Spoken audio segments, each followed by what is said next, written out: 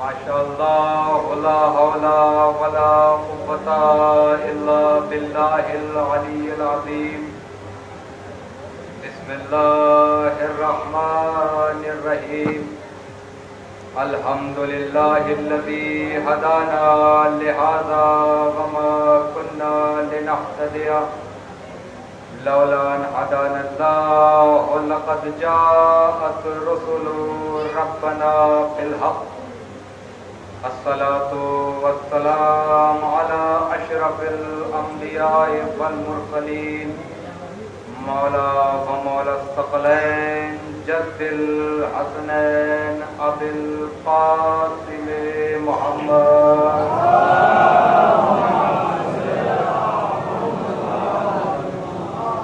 وعلى أهل بيته الطيبين الطاهرين المعصومين المظلومين ولعنة الله على أعدائهم الظالمين من الآن إلى قيام يوم الدين.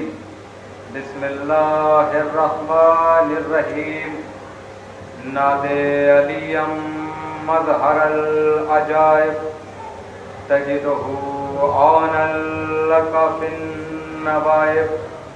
كل هم وغم سينجلي بعظمتك يا الله بنبوتك يا محمد بولایتك يا علي يا علي يا علي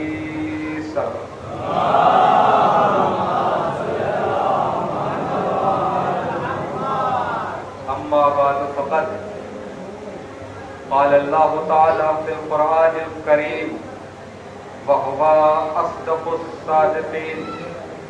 بسم الله الرحمن الرحيم.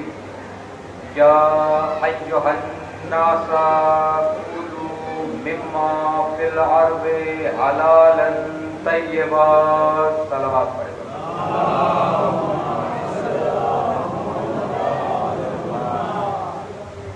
سامعین مکرم، سوگواران امام حسین، اولاً تو میں عرض کر دوں کہ جو حضرات فرش ادا سے دور کھڑے ہوئے ہیں، اگر ان کے ضمیر انہیں اجازت دے تو فرش ادا پہ حاضر ہو جائیں، اور جو حضرات فرش ادا پہ بیٹھے ہوئے ہیں ان سے میری گزارش ہے کہ تھوڑا تھوڑا میرے قریب آ جائیں تاکہ گفتگو کرنے میں آسانی ہو سکے. بارگاہ جناب علی اصغر میں ایک بلند ترین صلوات نصیب.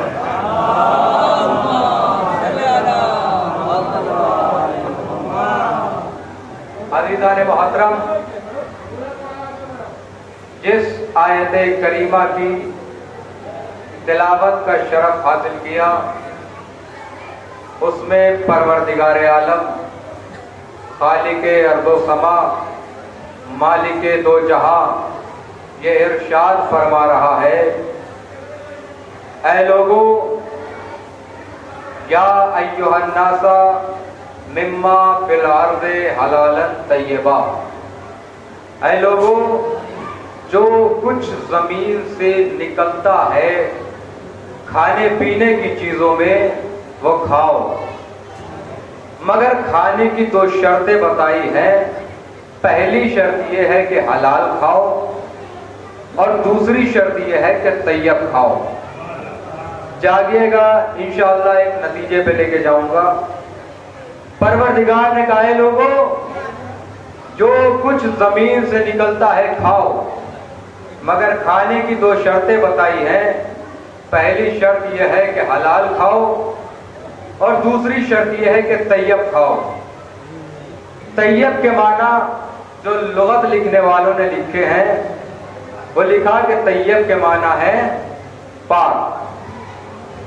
لیکن یہ جو شریعت میں قرآن مجید موجود ہے یہ ایک اجمالی کتاب ہے، یہ تفصیلی کتاب نہیں ہے. اور یہی وجہ ہے کہ 1400 سالوں سے اس کی تفسیر کی جا رہی ہے، لیکن آج تک کوئی بھی مفسر، کوئی بھی تفسیر کرنے والا یا اس بات پہ یہ دلیل پیش نہیں کر سکتا کہ میں نے قرآن کی پوری تفسیر بنا دی ہے، مکمل تفسیر کر دی ہے، یا میں اس کی تفسیر کر سکتا ہوں۔ تو آج 1400 سالوں سے یہ قرآن آج تک ایک اجمالی کتاب ہے، تفسیری کتاب نہیں ہے، لیکن لغت لکھنے والوں نے جو طیب کے معنی لکھے ہیں، کہا کہ طیب کے معنی ہے پاک، اور ایک اور معنی طیب کے لکھے، طیب کے معنی ہے خوشبودار۔ یہ دو معنی وہ ہیں جو لغت لکھنے والوں نے لکھے، اور جو لغت لکھنے والے مشہور ہیں مفتی جعفر حسین صاحب، مقبول احمد صاحب، ذیشان حیدر جوادی صاحب، فرمان حیدر صاحب، ان چاروں کے ترجمے آپ سبھی حضرات کے گھر موجود ہوں گے، اپنے گھر جائیے گا، قرآن کو کھول کے دیکھیے گا، چاروں کے ترجموں میں یہی لکھا ہوا ہے کہ طیب کے معنی پاک، طیب کے معنی خوشبودار۔ آئیے قرآن سے پوچھتے ہیں کہ طیب کے معنی کیا ہے۔ بسم اللہ الرحمن الرحیم، یا ایھا الذین آمنوا انفقوا من الطیبات، اے ایمان والو اللہ کی راہ میں خرچ کرو طیب مال سے۔ طیب کے معنی کیا لکھے؟ طیب کے معنی پاک، طیب کے معنی خوشبودار۔ اب قرآن کیا کہہ رہا ہے؟ اے ایمان والو اللہ کی راہ میں خرچ کرو طیب مال سے۔ یہاں پہ طیب کا ترجمہ کیا کیا؟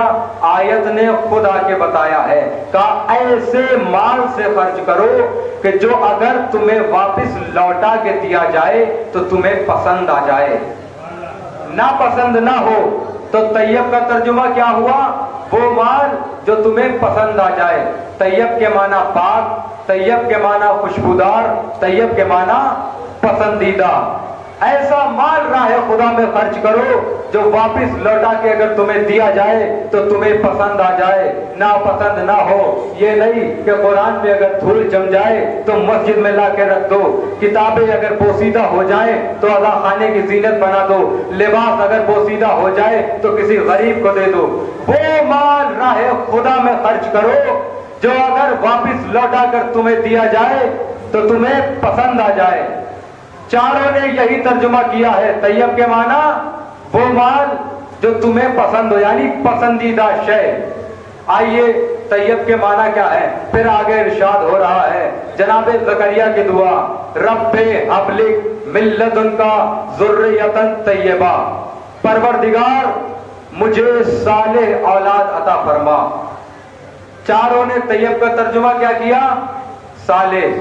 طیب کا ترجمہ، طیب کے معنی پاک، طیب کے معنی خوشبودار، طیب کے معنی پسندیدہ شے، طیب کے معنی صالح۔ آخر قرآن بار بار لفظ طیب پہ زور کیوں دے رہا ہے؟ اللہ نے فرمایا طیب کھاؤ، حلال کھاؤ، طیب کھاؤ۔ جو چیز شریعت میں حلال ہے وہ آلریڈی پاک ہے۔ بھائی جس چیز کا شریعت میں کھانا حلال ہے وہ بذات خود پاک ہے، تو طیب کہنے کی ضرورت ہی نہیں۔ اگر حلالن پہ بھی آیت ختم ہو جائے تو سمجھ میں آ جائے گا کہ ارشاد ہو رہا ہے کہ پاک کھاؤ، لیکن اللہ لفظ طیب کیوں استعمال کر رہا ہے؟ آئیے قرآن کی آیت سناتا ہوں۔ بسم اللہ الرحمن الرحیم، علم ترى کیف ضرب اللہ مثلا بکلمۃ طیبہ کشجرۃ طیبہ اصلها ثابت وفرعها فی السماء۔ کیا تم نہیں دیکھتے کہ ہم نے کلمہ طیبہ کی مثال شجرہ طیبہ سے دی کہ جس کی جڑیں زمین میں ہیں، شاخیں آسمان میں ہیں۔ توجہ رکھیے گا حضرات، انشاءاللہ ایک منزل پہ لے کے جاؤں گا۔ کیا تم نہیں دیکھتے ہو کہ ہم نے کلمہ طیبہ کی مثال شجرہ طیبہ سے دی کہ جس کی جڑیں زمین میں ہے، شاخے آسمان میں ہے. یہاں بیٹھنے والا ایک ایک فرد الگ الگ بستی سے تعلق رکھتا ہے. آپ مجھے بتائیں اپنی زندگی بھر کا اپنی آنکھوں کا مشاہدہ بتائیے, کیا آپ نے پوری کائنات میں کوئی ایسا درخت دیکھا ہے کہ جس کی جڑ زمین میں ہو, شاخے آسمان میں ہو؟ آپ مجھے کوئی ایسا درخت لا کے دکھائے کہ جس کی جڑیں زمین میں ہو, شاخیں آسمان میں ہو. اور جب تک آپ کو نہ ملے میرا بتایا ہوا لو, فتح مکہ کے بعد کعبے کے اندر دوش رسول پر علی کے قدم تھے, بتوں کو گرا رہے تھے. رسول نے پوچھا علی کتنی بلندی پہ ہو؟ کہا چاہوں تو آسمان سے ستارے.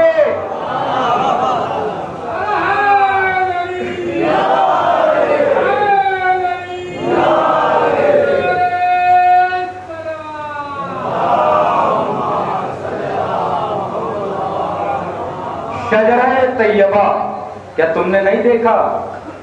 کلمہ طیبہ کی مثال شجرہ طیبہ سے دی کہ جڑ زمین میں ہے, اصل زمین میں ہے, شاخیں آسمان میں ہے.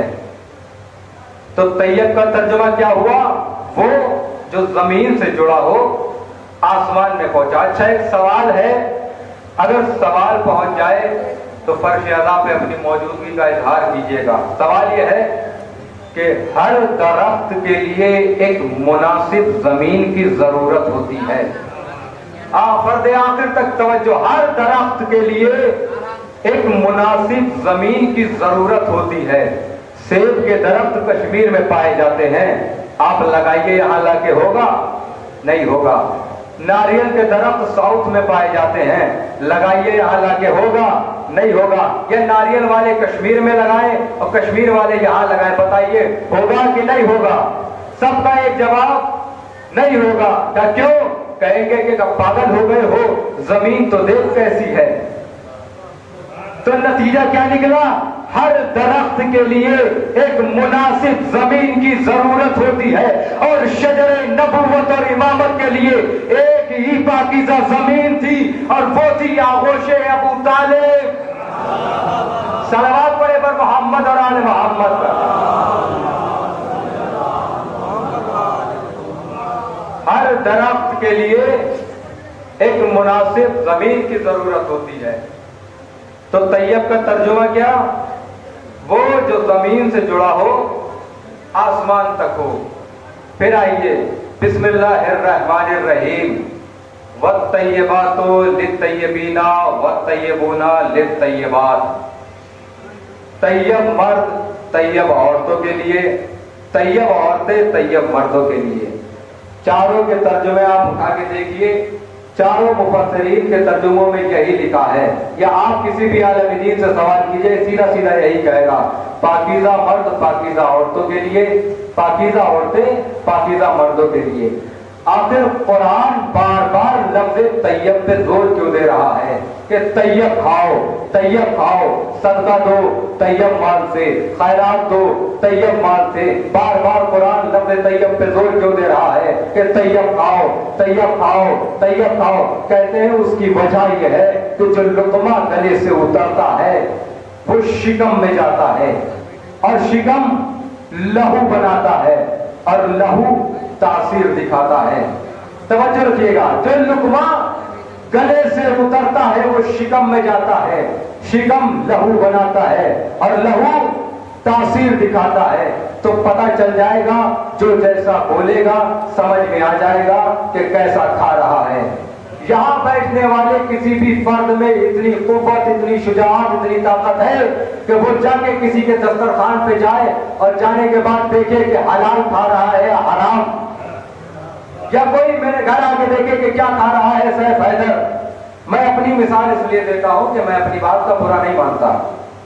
ہو سکتا ہے میں آپ میں سے کسی کا نام لے دوں, آپ کہیں گے کیا ہمارا ہی نام ملا تھا لینے کو, اس لیے میں اپنی مثال دیتا ہوں. مگر ہے کسی میں دم جو کسی کے دسترخوان پہ جا کے دیکھے کہ حلال کھا رہا ہے یا حرام, تو پھر پتہ کیسے چلے؟ تو یہ دیکھو کہ بول کیا رہا ہے. توجہ رکھیے گا, یہ دیکھو کہ بول کیا رہا ہے. اور آپ کی سماعتوں کے نظریے بھی کر دو, آپ بچپن سے میں خود دیکھتا آیا ہوں, آپ بھی جانتے بالکل سامنے کی مثال ہے، جب کوئی بولتا ہے تو کیا کہتے ہیں؟ یہ نہیں بول رہا، اس کا لہو بول رہا ہے، یہ نہیں بولتا، لہو بولتا ہے۔ جب کسی خطیب کا بچہ کوئی مجلس پڑھتا ہے تو کیا کہتے ہیں؟ یہ نہیں بول رہا، اس کا لہو بول رہا ہے۔ جب کسی نوجوان کا بیٹا ایک پیارا سا نوحہ پڑھتا ہے تو کیا کہتے ہیں؟ یہ نہیں پڑھ رہا، اس کا لہو بول رہا ہے۔ وہی جب کوئی بدتمیزی کرتا ہے تو کیا کہتے ہیں؟ یہ نہیں کر رہا، اس کا لہو ہی ایسا ہے۔ تو کہنے کا مقصد یہ ہے کہ جیسا لقمہ جائے گا اثر ویسا ہوگا۔ اچھا، ہر انسان کا اپنا مزاج ہے، کوئی الگ برانڈ کا کپڑا پہنتا ہے، کوئی الگ غذا کھاتا ہے، کسی کو کچھ پسند ہے، کسی کو کچھ پسند ہے۔ اچھا، تو پھر پتہ کیسے چلے کہ حلال کھا رہا ہے یا حرام؟ کہاں ہر کسی کی اپنی پسند ہے۔ کسی ایسی پسند کا نام بتاؤ کہ جس پر دنیا متفق ہو۔ کہاں ایسی پسند کا نام ہے علی، ایسی پسند کا نام ہے علی۔ اگر دیکھنا چاہتے ہو تو دیکھو کہ علی کے حق میں بول رہا ہے یا علی کے خلاف۔ توجہ رکھیے گا، آخری فرض تک توجہ۔ یہ دیکھو کہ علی کے حق میں بول رہا ہے یا علی کے خلاف۔ اگر علی کے حق میں بولے تو سمجھو حلال کھا رہا ہے، اگر علی کے خلاف بولے تو سمجھو حرام۔ صلوات پڑھیں مل کے محمد اور آل محمد۔ اگر دیکھنا چاہتے ہو کہ علی کے حق میں بول رہا ہے یا خلاف، فوراً سمجھ میں آ جائے گا رزق کیا ہے، حلال کھا رہا ہے یا حرام۔ ایک مرتبہ ایک ایران کے عالم دین کے سامنے ایک بادشاہ بیٹھا تھا، دسترخوان لگا ہوا تھا، عالم دین کے ساتھ ایک بادشاہ بیٹھا تھا۔ بادشاہ کہنے لگا کہ میں بادشاہ وقت ہوں، نہ جانے کیا کیا کھاتا ہوں، کیسا کیسا کھاتا ہوں۔ بھائی لحاظ سے اگر ترجمہ کیا جائے تو پرائم منسٹر ہو، نہ جانے کیسا کیسا کھاتا ہے، کیسا کیسا اس کے دسترخوان پہ آتا ہے اور کہاں کہاں سے آتا ہے، مگر پھر بھی آپ دیکھیے میرا بیٹا نمازی ہے، پرہیزگار ہے، متقی ہے۔ آپ تو عالم وقت ہیں، آپ عالم دین ہیں، مگر آپ کے بیٹے کے تو چرچے ہی الگ ہیں، نہ نمازی ہے، نہ پرہیزگار ہے، نہ متقی ہے۔ عالم دین نے ایک بڑا خوبصورت سا جواب دیا، کہتے ہیں جس دن قدرت نے تیرے گھر تیرے بیٹے کو قرار دیا تھا اس دن تیری دعوت مجھ جیسے کے دسترخوان پہ تھی، اور جس دن قدرت نے میرے گھر میرے بیٹے کو قرار دیا تھا اس دن میری دعوت تجھ جیسے کے دسترخوان پہ تھی۔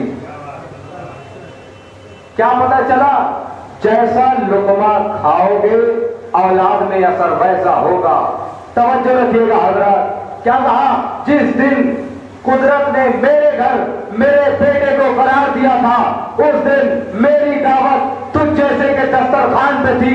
نتیجہ کیا نکلا؟ جیسا لقمہ جائے گا اولاد میں اثر ویسا ہوگا۔ تو ٹھیک ہے، ہمارے تمہارے جیسے ہی صحیح، تو اور لقمے پہ فیصلہ کر لو۔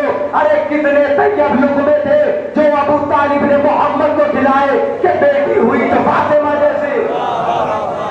ارے ہمارے تمہارے جیسے ہی صحیح، آؤ لقموں پہ فیصلہ کر لو۔ کتنے طیب لقمے تھے جو ابو طالب نے محمد کو کھلائے کہ بیٹی ہوئی فاطمہ جیسی، بیٹی ہوئی تو مظہر عفت، بیٹی ہوئی تو مظہر عصمت، بیٹی ہوئی تو مرکز عصمت، بیٹی ہوئی تو مرکز طہارت۔ ارے کتنے طیب لقمے تھے جو ابو طالب نے علی کو کھلائے کہ بیٹے ہوئے حسن و حسین جیسے۔ ارے کتنے طیب لقمے تھے جو ابو طالب نے محمد کو کھلائے کہ بیٹی ہوئی تو فاطمہ جیسی۔ کتنے طیب لقمے تھے جو ابو طالب نے علی کو کھلائے کہ بیٹے ہوئے حسن و حسین جیسے۔ ارے کتنا طیب شیر تھا جو ام البنین نے عباس کو پلایا کہ حسن و حسین جیسے بیٹوں کے سامنے فاطمہ نے کہا عباس میرا بیٹا ہے۔ صلوات پڑھے بر محمد اور آل محمد۔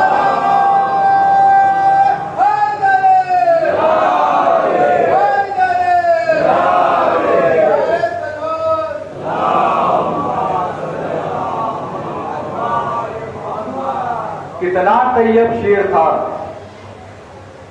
جو ام البنین نے عباس کو پلایا.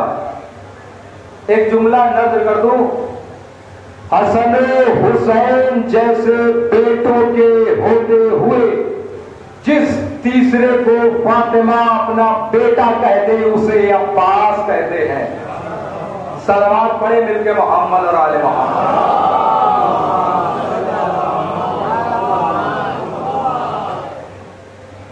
تاریخ میں دو نام گزرے ہیں، عامر بن کلاب، عامر بن طفیل. جو داستان میں آپ کی خدمت میں پیش کرنے جا رہا ہوں یہ عامر بن طفیل کی ہے. ایک مرتبہ عامر نے رسول خدا کی بارگاہ میں تحفے بھیجے. نبی نے تحفوں کو دیکھے بغیر سوال کر لیا کہ عامر کہاں ہے، عامر کہاں ہے. اچھا جو تحفے بھیجے تھے وہ نام لکھا ہے لبیب بن ربی کے ذریعے سے وہ تحفے بھیجے تھے. نبی نے سوال کیا عامر کہاں ہے، تو اس نے جواب دیا طبیعت ناساز ہے، اٹھ نہیں سکتے، چل نہیں سکتے. رسول خدا نے زمین سے مشت خاک کو لیا، لعاب دہن ڈالا اور اس غلام کو دے دیا کہ جاؤ عامر سے کہنا اسے پانی میں گھول کے پی لے. تاریخ نے لکھا عامر نے پیا، شفا ہو گئی. یہ لعاب رسول ہے، یہ وہ لعاب ہے جو کسی کافر تک نہیں جاتا. یا تو حسن و حسین کے پاس گیا ہے یا مولائے کائنات کے پاس گیا ہے. کہتے ہیں 13 رجب کو جب مولائے کائنات کی ولادت ہوئی کعبے کے اندر، 16 رجب کو مولائے کائنات کعبے سے باہر آئے، آغوش رسول میں ہے، آنکھوں کو کھولا، چہرہ رسول کی زیارت تھی اور رسول خدا نے اپنی زبان کو علی کے دہن میں دیا. علی نے لعاب رسول کو لیا، نبی نے اپنی زبان کو علی کے دہن سے باہر نکال لیا اور باہر نکالتے ہی کہا یا علی کچھ سناؤ. کیا کہا؟ یا علی کچھ سناؤ. علی نے کیا کہا؟ توریت سناؤ، زبور سناؤ، انجیل سناؤ، قرآن سناؤ. توریت سنائی، صاحب توریت سے بہتر سنائی. انجیل سنائی، زبور سنائی، قرآن سنایا. نبی نے کیا کہا؟ توریت صاحب توریت سے بہتر، زبور صاحب زبور سے بہتر، انجیل صاحب انجیل سے بہتر. قرآن ایسے پڑھا کہ جیسے میں پڑھتا ہوں. کتنی مرتبہ زبان کری تھی علی کے دہن میں؟ تاریخ نے لکھا 1 مرتبہ. اور نبی نے فوراً کہا علی کچھ سناؤ. خدا کی قسم تاریخ میں کتابیں بھری پڑی ہیں. علی کو رسول نے 1 مرتبہ زبان دی، فوراً کہا علی کچھ سناؤ.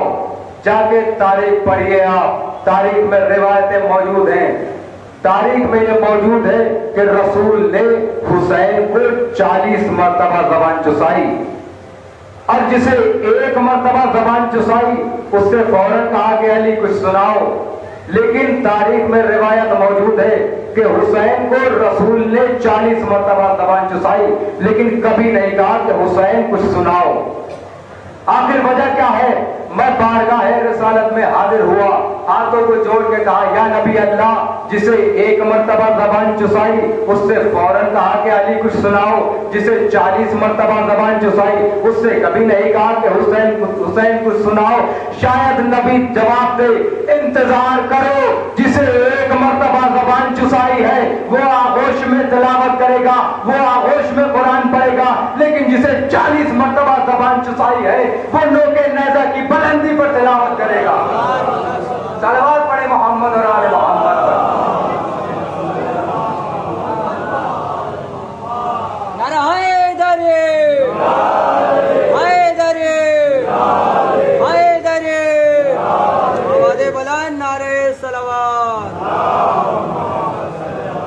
یہ ہے لعاب رسول. ایک مرتبہ خندق کھودی جا رہی تھی، رسول خدا پیٹ پہ پتھر باندھ کے خندق کو کھود رہے تھے. جابر کا گزر ہوا. جابر ابن عبداللہ انصاری یہ بہت بزرگ صحابی ہیں اور 6 امام تک یہ موجود تھے. رسول خدا کے زمانے سے امام جعفر صادق علیہ السلام کے زمانے تک जाबिर मौजूद रहे। कहते हैं जाबिर का गुजर हुआ, जाबिर से देखा ना गया। जब देखा कि रसूल अपने पेट पे शिकम पे पत्थर बांध के खंदक को खोद रहे हैं, जाबिर करीब आए। आने के बाद हाथों को जोड़ के कहते हैं या नबी अल्लाह, मेरे घर एक बकरी है, उसका एक छोटा सा बच्चा है, इतना है कि कुर्बानी हो जाए, लिहाजा आप और 2-3 मखसूस लोगों के साथ आप आ जाइएगा, मेरे घर आपकी दावत है। कहते हैं जाबिर ये कह के अपने घर चले गए। रसूल खुदा ने कहा सलमान जाके लश्कर में ऐलान कर दो कि फला तारीख को जाबिर के घर सबकी दावत है। कहा सलमान ये ऐलान हो गया। अब जब वो दिन आया तो जाबिर आए याद दहानी के लिए। कहा या नबी अल्लाह, आपको याद है मैंने आपकी और चंद खास लोगों की दावत की है। ये कहने के बाद जाबिर अपने घर चले गए। दरवाजे पे खड़े होकर इंतजार कर रहे थे। क्या देखा कि रसूल आ रहे हैं, चेहरे पर खुशी आई। अब जैसे ही देखा कि पीछे लश्कर आ रहा है, खुशी मुरझा गई। सदमे में दौड़ के अंदर आए। बीवी ने पूछा जाबिर बड़े उदास लग रहे हो, तो परेशान होने की बात क्या है? क्या क्यों ना परेशान हो, मैंने रसूल से कहा था अकेले आना, लश्कर लेके आ गए। बीवी ने कहा ये तो कोई परेशान होने की बात ही नहीं है। जाबिर ने कहा क्यों? कहा तूने किसे बुलाया है? कहा रसूल को। कहा लश्कर को किसने बुलाया है? कहा रसूल ने। फिर फरमाने का तूने किसे बुलाया है? कहा रसूल को। लश्कर को किसने बुलाया है? कहा रसूल ने। कहा तो फिर मुश्किल की कोई बात ही नहीं है, तू अपने मेहमान देख, रसूल अपने मेहमान देखेगा। तू अपना मेहमान देख, रसूल अपने मेहमानों को देखेगा। तारीख ने लिखा कि जाबिर का घर खुला, दरवाजा खुला, रसूल खुदा अंदर तशरीफ लाए। खंदक के लश्कर की तादाद जो तारीख ने लिखी है 1000 का लश्कर था। तारीख की तीसरी सबसे बड़ी जंग है जंग खंदक।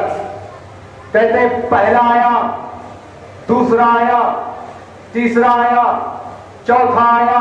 कहते 1000 का लश्कर जाबिर के घर में आता चला गया, जाबिर का घर बढ़ता चला गया। 1000 का लश्कर जाबिर के घर आता चला गया, जाबिर का घर बढ़ता चला गया। तब किसी मुसलमान ने एतराज नहीं किया, तब किसी मुसलमान ने सवाल नहीं किया कि छोटे से घर में 1000 का लश्कर कैसे आ गया, छोटे से घर में इतना बड़ा लश्कर कैसे आ गया। क्या कहा?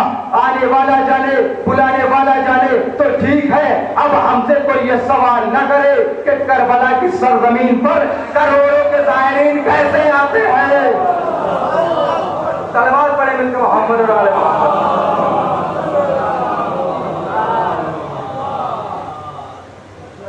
कहते हैं जब लश्कर अंदर आ गया, सब दस्तरखान पर बैठ गए। रसूल खुदा उस बर्तन के करीब गए और जाने के बाद उसके ढक्कन को उठाया और लुआबे दहन उसमें डाला और कहा जाबिर जाओ खिला दो सबको। तारीख ने लिखा है कि सबने खाया और कुछ लोग अपनी जेब में रखने लगे। तो रसूल खुदा ने कहा घबराने की बात नहीं है, पहले खा लो बाद में मिलेगा। कहते सबने पेट भर के खा लिया और साथ लेके भी चले गए। जाबिर खुद कहते हैं कि मैंने भी कई दिन रख के खाया, मैंने भी कई दिन रख के खाया।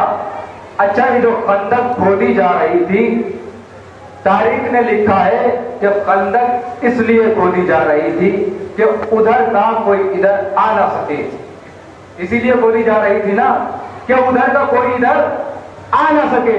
लेकिन अल्लामा ज़मीर अख्तर साहब का बहुत प्यारा, बहुत खूबसूरत सा जुमला है कि खंदक इसलिए नहीं खोदी जा रही थी कि उधर का इधर ना आ सके, बल्कि खंदक इसलिए खोदी जा रही थी कि इधर वाला उधर न जा सके। तवज्जो आखिरी आदमी तक, खंदक इसलिए नहीं खोदी जा रही थी कि उधर का इधर ना आ सके, बल्कि इसलिए खोदी जा रही थी कि इधर का उधर जा ना सके। लेकिन तारीख ने क्या लिखा कि उधर का कोई इधर आ ना सके, कोई आ ना सके। लेकिन तारीख गवाह शाहिद है कि खंदक खोदने के बाद भी जालिम की हुकूमत से, दुश्मन की तरफ से एक पहलवान खंदक पार करके आ गया था। आया था या नहीं? एक पहलवान खंदक को पार करके आ गया था। लेकिन करबला में अब्बास ने खंदक नहीं खोदी थी, बल्कि तलवार से एक کھینچا تھا کربلا میں عباس نے خندق نہیں کھودی تھی بلکہ ہلکا سا ایک خط کھینچا تھا اور کیا فرمایا تھا اے کسی نے ہمت کسی کی ماں نے اگر شیر پلایا ہو تو اس خط کو پار کر کے دکھائے تاریخ نے لکھا کسی بھی ظالم کی اتنی ہمت نہیں ہوئی کہ عباس کا کھینچا ہوا خط پار کر سکے ہو سکتا ہے غازی نے یہ جملہ بھی کہا ہو کہ اگر تم میرے سامنے پار کرنے سے ڈرتے ہو تو سنو میری شہزادی نے مجھے خیمے میں بلایا ہے اگر کسی میں ہمت ہو تو میری پیٹھ پیچھے ہی خط پار کر دینا جھوٹی سے جھوٹی روایت آپ مجھے لا کے دکھائیے کہ غازی کے خیمے میں جانے کے بعد بھی کسی ملعون نے اس خط کو پار کیا ہو یہ ہے ہیبت عباس کون ہے عباس عباس ارادہ مشیت کا نام ہے کہتے ہیں ایک مرتبہ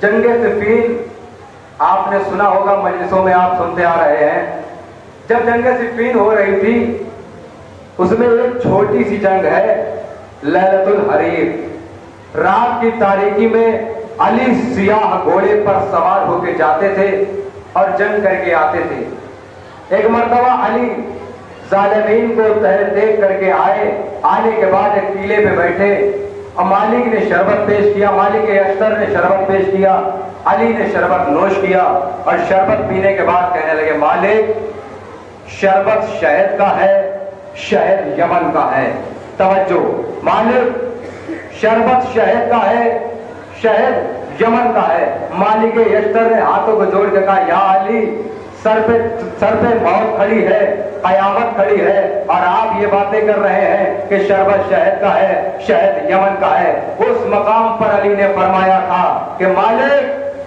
موت علی پہ گرے یا علی موت پہ علی کی ذات پہ کوئی فرق پڑنے والا نہیں کیا ہو سکتا ہے مولا نے یہ کہا ہو کہ علی موت پہ گرے یا موت علی پہ گرے آخر مرنا موت کو ہی ہے کہتے ہیں جب مولا نے شربت پی لیا صبح صادق کے وقت امام علی علیہ السلام گھوڑے پہ سوار ہوئے اور لشکر کا کعبہ کھینچا آنے کے بعد فرمایا مالک جنگ آج ہوگی مالک اشتر نے کہا یا علی لشکر زخمی ہے کچھ روز ٹھہر جائیے مرہم پٹی ہو جائے پھر جنگ ہوگی کہا نہیں مالک جنگ آج ہی ہوگی مالک اشتر نے کہا مولا لڑے گا کون کہا مالک آج میرا بیٹا لڑے گا مالک آج میرا بیٹا لڑے گا حسن و حسین کے چہرے کھلے سوچا آج موقع ملا ہے علی کا بیٹا بن کے لڑنے کا آگے آئے کہا بابا ہم جائیں علی نے کہا میں نے کہا ہے میرا بیٹا لڑے گا کہا بابا ہم کون ہیں کہا تم لوگ مباہلے کے دن سے رسول کے بیٹے ہو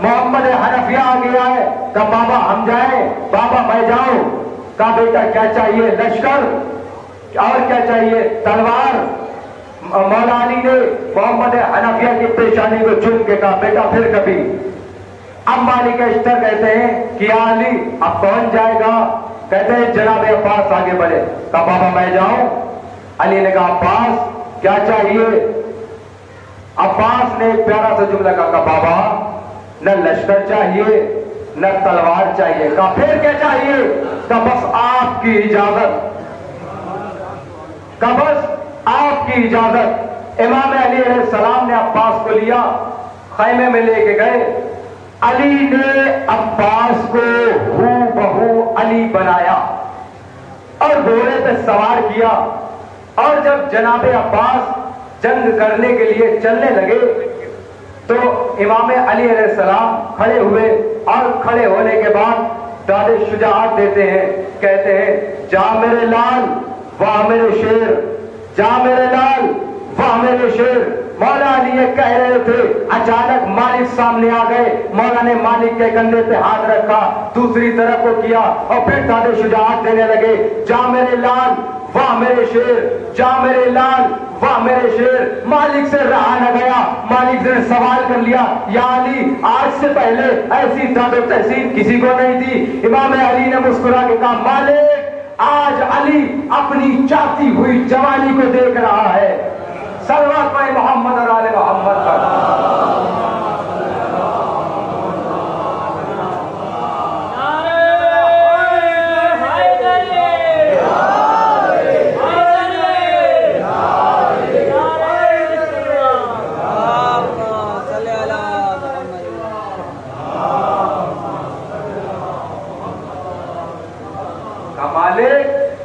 آج علی اپنی جاتی ہوئی جوانی کو دیکھ رہا ہے. کہتے ہیں عرب کا دستور یہ تھا، کوئی بھی دشمن کی صف میں جاتا تھا تو ایک ہاتھ میں گھوڑے کی لجام کو پکڑتا تھا اور ایک ہاتھ میں ذوالفقار. جو لوگ گھڑ سواری جانتے ہیں انہیں یہ معلوم ہے کہ اگر گھوڑے کی لجام سے ہاتھ ہٹ جائے تو پھر کتنا ہی طاقتور ہو گھوڑا قابو میں نہیں کر سکتا. کہتے ہیں عباس اس عالم میں گئے، گھوڑے کے لجام پہ ہاتھ نہیں تھا بلکہ دونوں ہاتھوں میں ذوالفقار کو تھامے ہوئے تھے. اور کوئی بھی شجاع سے شجاع، بہادر سے بہادر پہلوان جنگ کے لیے جاتا تھا تو پہلے میمنے پہ حملہ کرتا تھا، پھر میسرے کو دیکھتا تھا، پھر قلب لشکر پہ جاتا تھا. کہتے ہیں عباس اس انداز میں گئے، نہ میمنہ دیکھا نہ میسرہ دیکھا، سیدھے قلب لشکر پہ ٹوٹ پڑے. اور جب قلب لشکر پہ ٹوٹے تو اس میں سے ایک شخص نکل کے آیا اور آنے کے بعد کہنے لگا یا علی، کیسے بیٹھے ہیں آپ؟ آنے کے بعد کہنے لگا یا علی، آج لشکر زخمی ہے تو بڑے جوش میں حملہ کر رہے ہو. عباس نے کہا کیا کہا؟ پھر سے گئے، کہا یا علی، آج لشکر زخمی ہے تو بڑے جوش میں حملہ کر رہے ہو. عباس نے کہا پھر سے گئے، توجہ آخری آدمی تک، کہا یا علی، آج لشکر زخمی ہے تو بڑے جوش میں حملہ کر رہے ہو. عباس نے کہا پھر سے گئے، کہا کہہ تو رہا ہوں، کہا کہتا رہے، ارے آج پہلی مرتبہ کوئی مجھے علی کہہ رہا ہے. صلوات پڑھی محمد اور آل محمد پر.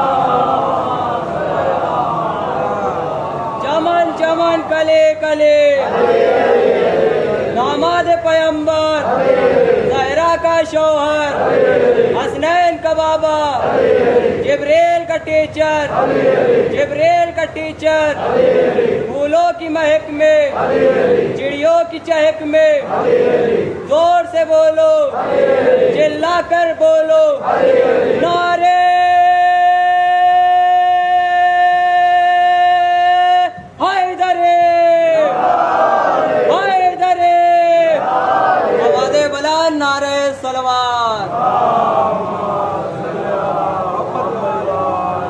کیا کہا؟ آج لشکر زخمی ہے تو بڑے جوش میں حملہ کر رہے ہو. عباس نے کیا کہا؟ کہتا رہے، آج پہلی مرتبہ کسی نے مجھے علی کہا ہے. کہتے ہیں ظالموں کا جو خیمہ تھا اس میں جو لشکر کا سالار تھا وہ بیٹھا ہوا تھا. اس نے ایک پہلوان کو بلایا جسے کہا جاتا ہے، جس کا نام تاریخ نے ابن شوسہ لکھا ہے. یہ وہ پہلوان جو 1000 کے لشکر کے برابر تھا، 1000 کے برابر اکیلا تھا. خیمے میں بلانے کے بعد اسے کہا یہ دیکھ رہے ہو، یہ مال و زر، یہ اشرفیہ، یہ درہم، یہ دینار کہا؟ ہاں دیکھ رہا ہوں. کہا جتنا چاہیے لے لے لیکن آج علی کا کام تمام کر دے. جنگ لڑنے کون آیا ہے؟ عباس. نام کس کا لیا جا رہا ہے؟ علی کا. کہا جتنا مال و زر تجھے چاہیے لے لے لیکن بس آج علی کا کام تمام کر دے. اس نے کہا تیرے مال و دولت کے چکر میں اپنا نام خراب کروں؟ آپ نے یہ سوچ کے داد دی کہ وہ ڈر گیا. وہ ڈرا نہیں تھا بلکہ ایک کے مقابلے میں جانے میں اپنی توہین سمجھ رہا تھا. اس نے کہا کیا پاگل ہو گیا ہے؟ میں 1000 سے اکیلا لڑتا ہوں، تو مجھے 1 کے برابر بھیج رہا ہے. کہا اسے تو میرا ایک بیٹا قتل کر دے گا. اس نے کہا ٹھیک ہے بھیج دے بیٹے کو. کہتے ہیں ابن شوسہ کا ایک بیٹا آیا، عباس نے کاٹا. دوسرا آیا، عباس نے کاٹا. تیسرا آیا، عباس نے کاٹا. چوتھا آیا، عباس نے کاٹا. پانچواں آیا، عباس نے کاٹا. 7 بیٹے تاریخ نے لکھے ہیں. چھٹا آیا، عباس نے کاٹا. 7واں آیا، عباس نے کاٹا. یوں لگ رہا تھا وہ بیٹے نہیں کاٹ رہا بلکہ بکرے کاٹ رہا ہے. کہتے جب 7 بیٹے عباس نے کاٹ دیے تو اب ابن شوسہ جلان میں آیا اور جلان میں آنے کے بعد اپنی ذوالفقار کو لیا، گھوڑے پہ سوار ہوا. مولا عباس کے سامنے آنے کے بعد کہتا ہے یا علی، آپ نے میرے سارے بیٹوں کو قتل کر دیا، اب میں آپ کو نہیں چھوڑوں گا۔ کہتے ہیں مولا عباس نے نقاب کو ہٹایا، اب فرمایا کہ میں علی نہیں، میں علی کا بیٹا عباس ہوں۔ کہتے ہیں پھر شوقہ کہتا ٹھیک ہے اب تو اور مزہ آئے گا، پہلے تمہیں قتل کروں گا بیٹوں کا بدلہ، پھر تمہارے باپ علی کو ماروں گا، میرے کلیجے کو ٹھنڈک پہنچے گی۔ مولا عباس نے کہا اگر ایسی بات ہے تو وار کر۔ کہتے ہیں ابن شوسہ نے وار کیا، عباس نے وار کو رد کیا، ابن شوسہ نے پھر وار کیا، عباس نے وار کو رد کیا، ابن شوسہ وار پر وار کرتا رہا، عباس وار کو رد کرتے رہے۔ جو لشکر میں سپاہی موجود تھے، جو مخالف والے کھڑے تھے، وہ کہہ رہے تھے والی یہ وار بھی خالی، والی یہ وار بھی خالی۔ معاویہ نے اس سے کوہنی مار کے کہا کہ یہ بتا تم میری طرف ہے یا اس کی طرف، میری طرف ہے یا اس کی طرف؟ عرب کا یہ دستور تھا، دادے شجاعت سب کو دیتے تھے۔ ابن شوسہ وار کر کر کے تھک گیا، جیسے ہی گرد اڑی عباس نے اس کے سر پہ وار کیا۔ دشمنوں کو یہ لگا کہ شاید عباس کا وار خالی ہوا، جیسے خالی گیا، جیسے ہی دھول چھٹی کیا دیکھا؟ ابن شوسہ آدھا ادھر گرا آدھا ادھر گرا۔ صلوات پڑھیں مل کے محمد اور آل محمد پر۔ کیا دیکھا؟ آدھا ادھر گرا آدھا ادھر۔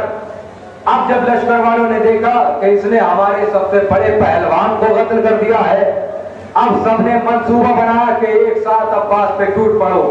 کہتے ہیں مولا علی یہ منظر ٹیلے کی بلندی سے دیکھ رہے تھے، جب دیکھا کہ عباس کو لشکر نے چاروں طرف سے گھیر لیا ہے، علی گھوڑے پہ سوار ہوئے، ذوالفقار کو لیا اور گھوڑے کو ایڑ لگائی اور اپنے گھوڑے کو عباس کے گھوڑے سے ملا دیا، اور ملانے کے بعد کہا بیٹا گھبرانا نہیں، میں آ گیا ہوں، آدھوں کو تم گراؤ آدھوں کو میں مارتا ہوں۔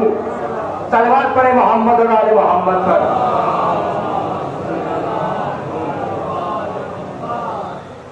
یہ ہے عالم شجاعت مولا عباس کا، وار علی کی طرف۔ بس عزادارو ختم ہوئی گفتگو۔ جب روز عاشوراء حسین کی شہادت ہو گئی، خیموں میں آگ لگا دی گئی، بیویوں کے سروں سے چادروں کو چھین لیا گیا، تو ایک راوی ہے وہ یہ لکھتا ہے کہ میں نے دیکھا ایک بچی خیمے کے کونے میں کھڑی ہوئی ہے اور اپنے چچا عباس کو یاد کر رہی ہے۔ وہ کہتا ہے میں نے دیکھا، وہ بچی یہ کہہ رہی ہے کہ میرا چچا کہاں ہے؟ کسی نے اشارہ کیا کہ تیرا چچا فرات کے کنارے اپنے بازو کو کٹائے سو رہا ہے۔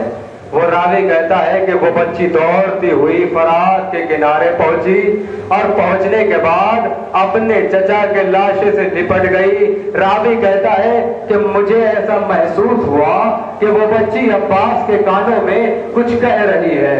کہتا میں قریب گیا، میں نے سنا، مجھے ایسا لگا کہ وہ بچی شاید یہ کہہ رہی ہے کہ اے چچا جان میں بہت پیاسی ہوں، میرے لیے پانی کا انتظام کر دیجئے، اٹھیے چچا، سکینہ بہت پیاسی ہے، ارے سکینہ کو پانی پلا دیجئے۔ لیکن راوی کہتا ہے نہیں، جب میں تھوڑا اور قریب گیا تو میں نے دیکھا بچی یہ نہیں کہہ رہی تھی، میں نے دیکھا کہ شاید بچی یہ کہہ رہی تھی۔